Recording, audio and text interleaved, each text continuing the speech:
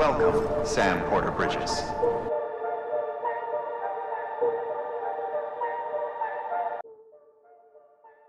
Imaginez un créateur, seul face à une page blanche. Une carrière déjà marquée par des œuvres cultes, mais aussi par une rupture brutale avec son ancien studio. Plus de filets, plus de cadre imposé, juste une question. Et maintenant ? C'est en 2015 que Hideo Kojima, tout juste libéré de Konami, se retrouve à un tournant dans sa carrière. Là où d'autres auraient pris du recul, lui choisit de rebâtir, de partir de zéro. Avec l'aide de Sony, il fonde Kojima Productions et se lance dans un projet ambitieux.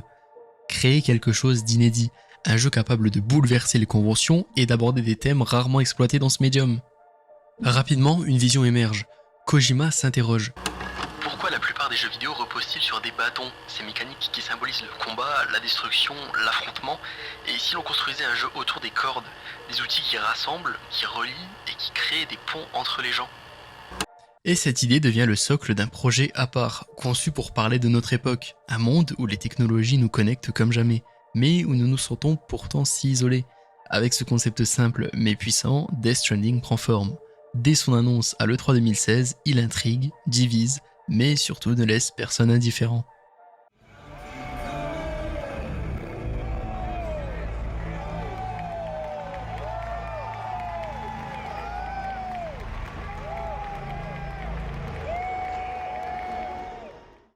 Dès les premières minutes, le ton est donné. Vous êtes isolé, confronté à un monde vaste, désolé et profondément hostile. Ici, l'environnement ne se contente pas d'être un décor, il devient un personnage à part entière. C'est impossible de ne pas être frappé par l'ampleur des paysages dans lesquels on évolue. Il y a quelque chose de fascinant dans ces vastes étendues désolées, ces montagnes qui semblent à la fois proches et inatteignables, et cette impression d'être le seul humain à fouler un terrain oublié de tous. Quand je traverse cet environnement, je ressens à la fois une solitude écrasante et une admirable sérénité, comme si ce monde voulait me rappeler que je ne suis qu'un visiteur ici, que je ne le dominerai jamais. C'est en explorant ces terres que j'ai commencé à comprendre ce qui les rendait si uniques. Ces vallées abruptes, ces formations rocheuses spectaculaires, tout semble avoir été sculpté par le temps, mais aussi par une intention, une volonté de faire ressentir aux joueurs une grandeur naturelle. Ce qui m'a marqué, c'est l'inspiration claire des paysages islandais. Quand on regarde l'Islande, on voit ce mélange de brutalité et de douceur. Les plaines infinies recouvertes de mousse, les cascades qui surgissent au détour d'une falaise, et ces champs de lave figés comme un instant volé au chaos. Tout ça, ça se retrouve dans le monde que l'on traverse. Ce qui est incroyable, c'est la manière dont ces paysages ne sont pas là pour simplement vous émerveiller, mais aussi pour vous mettre à l'épreuve. Traverser une rivière glacée, grimper une pente rocheuse, contourner un champ de pierre tranchant, tout cela vous pousse à réfléchir à vos actions. Ce n'est pas simplement une promenade dans un décor idyllique, chaque pas devient un défi, chaque mètre parcouru a un coût. Et pourtant, malgré l'hostilité de ce terrain, il y a quelque chose qui vous pousse à continuer. Peut-être est-ce cette beauté brute, cette invitation silencieuse à aller plus loin, à voir ce qu'il y a derrière cette montagne ou au-delà de cette vallée. On ressent presque une sorte de dialogue entre soi et la nature, comme si elle vous défiait, mais aussi vous guidait. L'une des meilleures idées de Kojima, c'est la pluie de Timefall. Cette pluie accélère le vieillissement de tout ce qu'elle touche, elle détruit vos cargaisons, ruine vos outils et rend chaque voyage encore plus difficile. Mais elle n'est pas qu'une simple mécanique de gameplay, elle est aussi une métaphore du temps qui passe, de l'impermanence des choses. Et ce qui rend ce monde fascinant, c'est cette contradiction constante. Il est hostile, mais il invite aussi à la contemplation.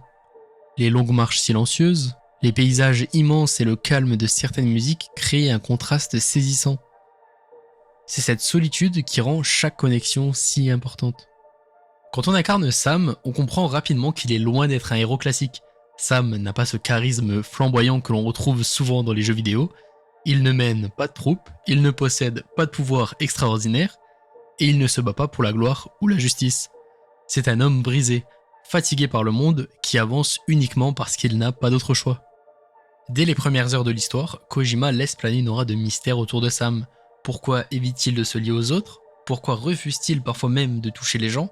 Au fil de l'aventure, des fragments de son passé émergent. Son silence en dit souvent bien plus que des dialogues, et c'est là où le talent de narration de Kojima brille. On sent que Sam porte un fardeau émotionnel aussi lourd que les cargaisons qu'il transporte à travers le monde. Cette douleur intérioriser est une métaphore parfaite de l'état de l'humanité. Chacun souffre, isolé dans son propre abri, incapable de s'ouvrir aux autres. L'un des aspects les plus touchants du jeu est la connexion entre Sam et Bébé, ce Bridge Baby enfermé dans son pod. Au début, Bébé est présenté comme un simple outil, un moyen pratique pour détecter les échoués et éviter les zones dangereuses. Mais très vite, une relation particulière se développe entre eux. Kojima a expliqué dans une interview que Bébé représente aussi une métaphore de la parentalité. Selon lui, le joueur doit apprendre à prendre soin de Bébé comme un parent le ferait avec un enfant. Le choix de Norman Reedus pour interpréter Sam n'est pas anodin.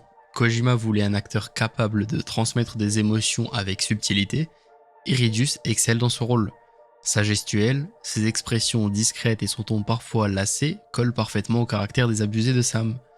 Ce qui est fascinant, c'est que Reedus ne surjoue jamais. Son interprétation est minimaliste, mais incroyablement efficace. Il parvient à faire de Sam un personnage crédible, un homme ordinaire qui traverse des situations extraordinaires. Kojima, grand amateur de cinéma, a d'ailleurs construit ce rôle en s'inspirant des performances de Reedus dans The Walking Dead, où il incarne également un personnage solitaire et tourmenté.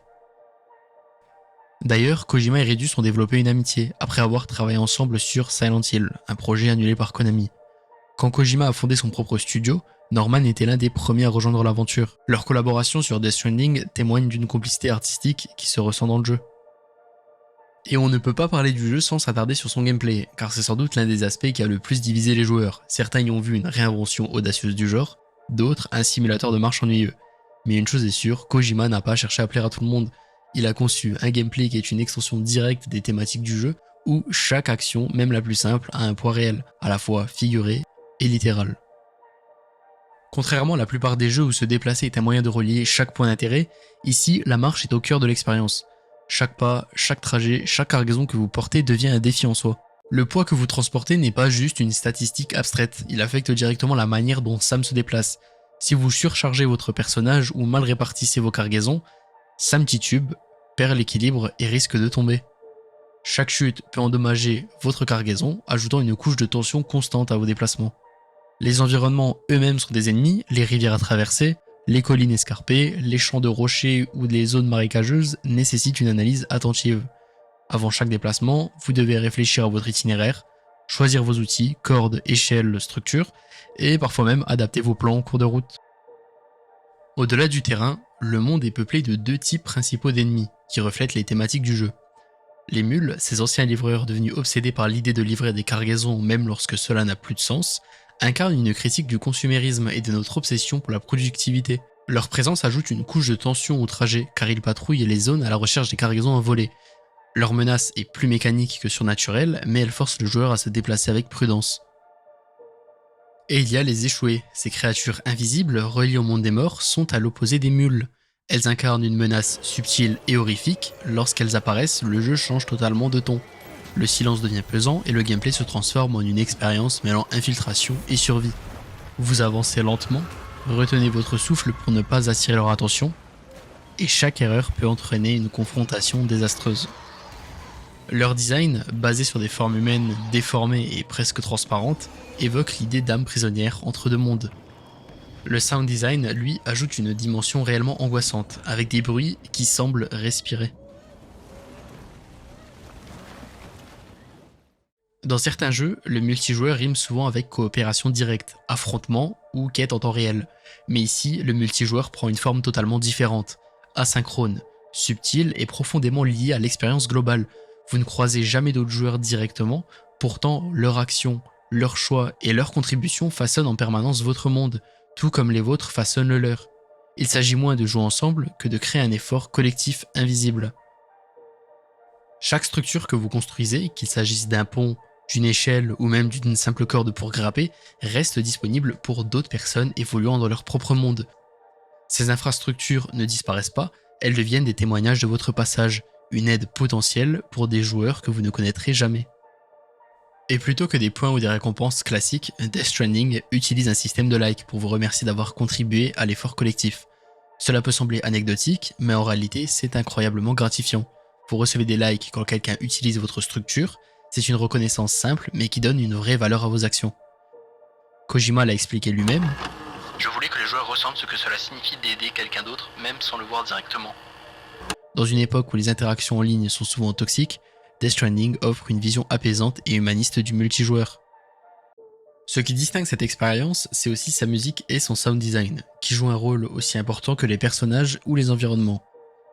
Kojima, connu pour son sens aiguisé de l'atmosphère, a une fois de plus su choisir des morceaux et des sons qui renforcent l'impact émotionnel du jeu. Kojima a découvert Low War, un groupe islandais lors d'un voyage en Islande. Leurs morceaux, à la fois mélancoliques et introspectifs, collent parfaitement à l'univers du jeu. Le titre I Keep Coming, utilisé dans le tout premier trailer, donne le ton. Une ambiance où chaque pas devient un moment lourd de sens et où chaque note amplifie ce sentiment d'isolement.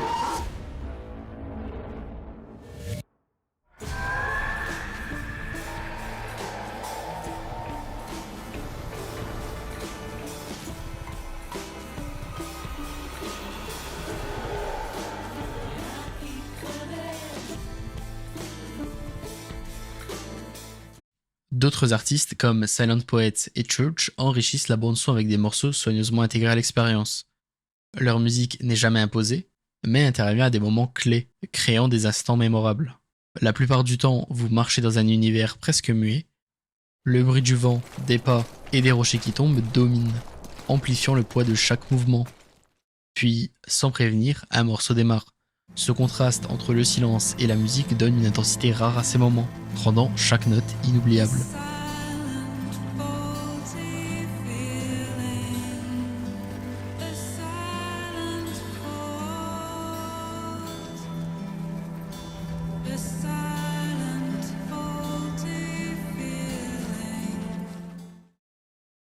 Le compositeur Ludwig Forssell, collaborateur régulier de Kojima, signe une musique originale qui oscille entre tension et contemplation.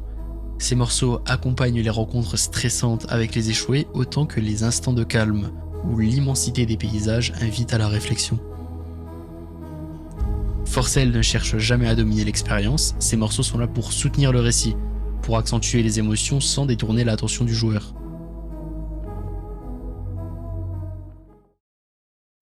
La bande-son ne serait rien sans un sound design immersif. Les sons du jeu contribuent autant à l'ambiance que la musique elle-même. Par exemple, lorsqu'une zone dangereuse approche, des sons presque organiques et liquides enveloppent l'espace. Ces bruits renforcent l'angoisse, vous plongeant dans une tension palpable.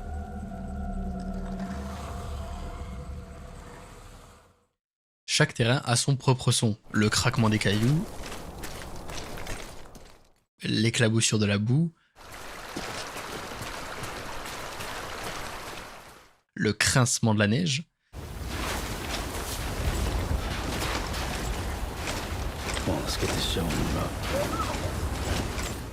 ces détails immersifs donnent vie à chaque mouvement.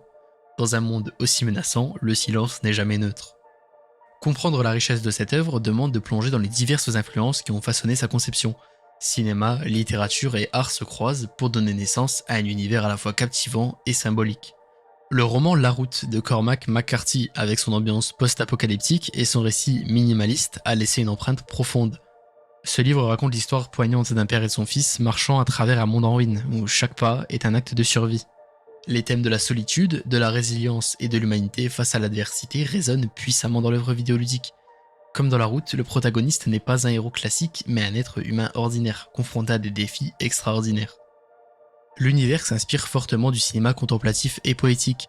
Le film Stalker d'Andrei Tarkovsky est une référence clé. La manière dont Tarkovsky filme des paysages étranges et immersifs, tout en explorant des thèmes philosophiques, se reflète dans la manière dont l'environnement est traité comme un personnage à part entière. Akira Kurosawa, avec son utilisation magistrale des plans larges et des compositions visuelles, influence également cette œuvre. Les cadrages qui magnifient la nature et les environnements gigantesques rappellent son approche cinématographique, où chaque plan raconte une histoire en lui-même. Alors, qu'est-ce qui reste après avoir traversé un tel voyage ? Une sensation étrange, comme un mélange de vide et d'accomplissement ? Ce jeu, c'est une expérience qui dépasse le cadre du simple divertissement. Il parle de solitude, d'effort et surtout de liens. Des liens que l'on crée, que l'on répare, parfois même sans en comprendre toute l'importance sur le moment. Oui, ce n'est pas une aventure pour tout le monde. Oui, il y a des moments où on doute, où on se demande pourquoi on continue, mais si on accepte ce rythme, si on accepte de se laisser porter, on découvre quelque chose d'unique. Chaque pas, chaque interaction, chaque silence finit par raconter une histoire qui nous touche plus qu'on ne l'aurait cru. C'est un jeu qui laisse des traces, non pas par son action ou son rythme effréné, mais par les réflexions qu'il impose. On n'en sort pas avec un sentiment d'excitation, mais avec une émotion plus douce, presque introspective. Ce n'est pas seulement un voyage à travers un monde dévasté, c'est une traversée intérieure, celle de nos propres liens, nos propres connexions.